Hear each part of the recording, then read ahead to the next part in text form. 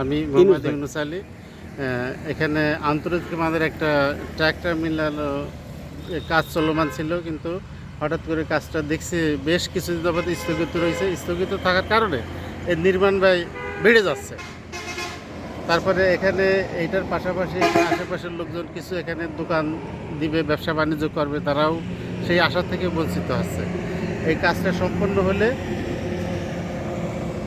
এখানে কিছু লোক তাদের কর্মসংস্থানটা হবে, যেমন অনেকে ব্যবসা করবে, দোকান করবে, সেখানে চা, বিস্কুট, পান, সিগারেট, চা, খাবার সহ অন্যান্য নিত্য প্রয়োজনীয় দ্রব্য বেচা কেনা হবে। ফলে এখানের আশেপাশের লোকজন উপকৃত হবে।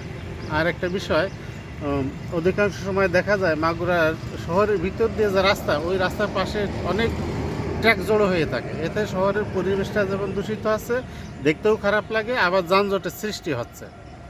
আর ওইটা যদি এখানে চলে আসে, তাহলে শহরের পরিবেশটা উন্নত হলো, শহরটা পরিষ্কার পরিচ্ছন্ন গোছালো হলো।